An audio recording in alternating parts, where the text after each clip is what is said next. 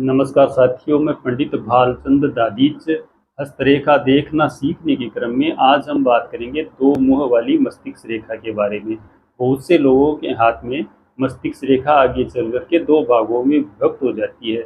ये इसका दो भागों में बंटना ये दर्शाता है कि व्यक्ति के दिमाग में नकारात्मक और सकारात्मक दोनों प्रकार के विचार रहते हैं। उनको जैसे अंग्रेजी में से बोलने की नेगेटिव और पॉजिटिव विचार जो होते हैं व्यक्ति के दिमाग में चलते रहते हैं।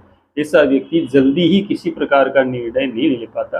बहुत ही सोच विचार के बाद में ऐसा व्यक्ति निर्णय लेता है और जो निर्णय लेता है उसका बहुत ही अच्छा साबित होता है, क्योंकि जल्दबाजी में निर्णय लिया गया निर्णय व्यक्ति को परेशान भी कर सकता है, अच्छा भी नहीं होता है। लेकिन सोच समझ कर लिया गया निर्णय बहुत ही अच्छा साबित होता है। अच्छा, ये व्यक्ति की एकाग्रता में तो कुछ कमी करता है, लेकिन निर्णय जो लेता है व्यक्ति बहुत ही सोच समझ कर बहुत ही अच्छा निर्णय लेने वाला होता है। साथियों, अब जो आप अगले चित्र में देख पा रहे हैं, ऐसा ऐसी इस प्रकार की रेखा यदि किसी व्यक्ति के हाथ में हो, मस्तिष्क रेखा एक भाग मस्तिष्क रेखा का मंगल पर्वत पर पहुंच जाए, तो ऐसा व्यक्ति जो होता है वो साहसी प्रवृत्ति का होता है, साहसी धैर्यवान ऐसा व्यक्ति होता है और ऐसा व्यक्ति यथार्थवादी भी होता है। जो भी साहस से संबंधित कार्य होते हैं ऐसा व्यक्ति करता है।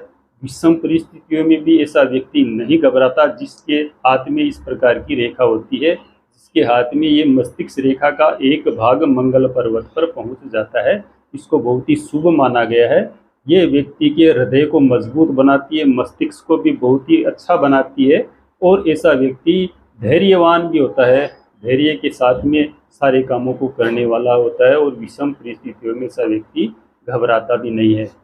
साथियों, ये जो अगले चित्र में आप ये मस्तिष्क रेखा की स्थिति देख पा रहे हैं, यदि मस्तिष्क रेखा का एक भाग चंद्र क्षेत्र की ओर चला जाए तो ऐसा व्यक्ति जो होता है उसका दिमाग स्थिर नहीं रह पाता बिल्कुल भी, और ऐसा व्यक्ति जो होता है वो कल्पनाशील होता है, काल्पनिक बनाती है। ये चंद्र पर्वत पर गई हुई मस्तिष्क रेखा व्यक्ति को काल्पनिक बनाती है। ऐसा व्यक्ति यथार्थ से परे काल्पनिक जीवन ज्यादा जीता है और हमेशा सोच विचार में ही अपना जीवन ऐसा व्यक्ति निकालता रहता है, और जो उसको कार्य करना होता है उस कार्य में लक्ष्य पर वो काम नहीं करता बल्कि विचार बहुत ही ज़्यादा करता है। अतः ये जो रेखा चंद्र पर्वत पर चली जाती है, ये व्यक्ति की तरक्की में, प्रोग्रेस में बाधा उत्पन्न करती है, क्योंकि किसी भी कार्य को हम करेंगे तो उसमें निर्णय लेने की कैपेसिटी भी अच्छी होनी चाहिए। ज़्यादा ऐसा व्यक्ति सोच विचार करने वाला भी नहीं होना चाहिए, क्योंकि इतना यदि हम सोचते हैं किसी भी कार्य को करने से पहले तो वो कार्य को हम कर नहीं सकते। तो ऐसा व्यक्ति जो होता है वो तार्किक होता है, हर बात पे तर्क करने वाला होता है और यथार्थ से परे होता है। ऐसा व्यक्ति कल्पनाशील भी होता है और बहुत ही भावुक प्रवृत्ति वाला ऐसा व्यक्ति होता है। अतः मस्तिष्क रेखा की ये स्थिति किसी व्यक्ति के हाथ में होती है तो उसका इस प्रकार से जो मैंने बताया वो फल होता है।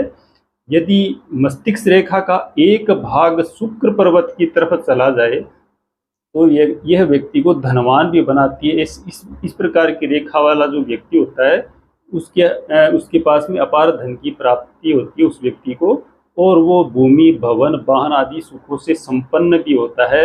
ये रेखा बहुत ही शुभ कही गई है, लेकिन ये दो भागों में बंटकर व्यक्ति को कुछ डिस्टर्ब, कुछ परेशानियां जरूर देती है। निर्णय लेने की कैपेसिटी में ये व्यक्ति के जो निर्णय लेते हैं उसकी कैपेसिटी में काफ़ी हद तक कमी करती है, लेकिन ये जीवन में अच्छी तरक्की भी देती है। मस्तिष्क रेखा के ये दो भागों में बटे होने का जो फल है, मैंने आपको सरल भाषा में समझाने का प्रयास किया है। आशा आपको समझ में आया होगा। अगले वीडियो में हम अन्य रेखाओं के बारे में भी समझेंगे। नमस्कार।